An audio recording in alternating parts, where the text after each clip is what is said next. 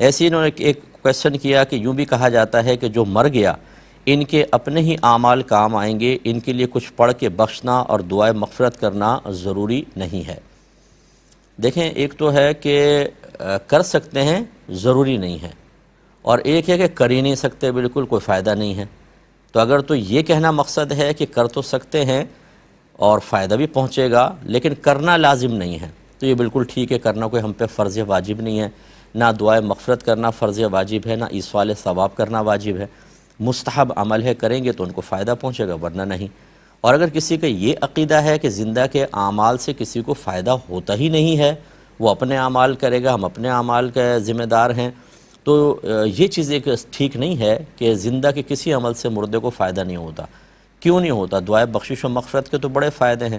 جنازے کے اندر ہے ہی کیا؟ حقیقتاً ہم نماز جنازہ کہتے ہیں لیکن وہ تو دعا ہی ہے، اللہم اغفر لحینا و میتنا۔ پہلا ہی لفظ یہ ہے کہ اللہ تعالی ہمارے زندوں کی، ہمارے مردوں کی بخشش فرما دے۔ اگر یہ دعا فائدہ مند نہیں ہے تو پھر کیوں کرتے ہیں؟ اور صحیح روایات میں موجود ہے کہ ایک شخص کا مرنے کے بعد درجہ بلند ہوا تو اس نے اللہ تعالیٰ کی بارگاہ میں عرض کی، یا رب کریم میں تو مر چکا ہوں، یہ کس وجہ سے میرا درجہ بلند ہوا؟ تو ارشاد فرمایا گیا کہ تیری نیک اولاد نے ابھی تیرے لیے دعائے مغفرت کی ہے، یہ اس کا نتیجہ ہے۔ اور بارہا اور بے شمار حدیثیں ہیں کہ نبی کریم صلی اللہ علیہ وسلم نے صحابہ کرام علیہم رضوان کو ایصال ثواب کی اجازت مرحمت فرمائی، اور یہ بھی فرمایا تم حج کرو تو اپنے مرحوم والدین کی طرف سے بھی کرو، نماز پڑھو تو ان کی طرف سے نماز پڑھو، روزہ رکھو تو ان کی طرف سے روزہ رکھو، یعنی نفل روزہ رکھ کے اس کا ثواب ان کو بخشو، نماز پڑھ کے ثواب اس کا بخشو، حج وغیرہ ان کی طرف سے کرو یا خود حج کر کے اس کا ثواب انہیں بخشو۔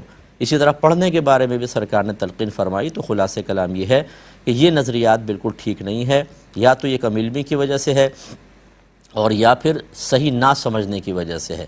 یہ جو کہا جاتا ہے کہ آخرت میں ہر شخص اپنے اعمال کا خود ذمہ دار ہوگا، اس کا مطلب یہ ہے کہ یوں نہیں ہوگا کہ وہاں جا کر وہ کسی کی نیکیاں چھین لے زبردستی، باپ ہے وہ بیٹے سے نیکیاں لے لے، یا مطمئن رہے میں عمل نہیں کر رہا ہوں، بروز قیامت بیٹے کی نیکیاں لے لوں گا، یہ غلط ہوگی سوچ۔ یا اسی طریقے سے میں جتنے مرضی گناہ کروں وہاں جا کر اپنے گناہ اپنی اولاد میں تقسیم کر دوں گا، کہوں گا بھئی اتنے احسان کیے میرے گناہ لے لو میں بخشا جاؤں، ایسا بھی نہیں ہوگا۔ ہر جان اپنا خود ہی وہاں پر بوجھ اٹھائے گی۔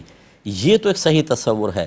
یہ تصور صحیح نہیں ہے کہ انسان اگر کسی کے لیے کوئی عمل کرتا ہے تو اس کو فائدہ نہیں پہنچے گا، یہ بالکل غلط ہے، اس سے اجتناب کرنا چاہیے، یہ عقیدہ ٹھیک نہیں ہے۔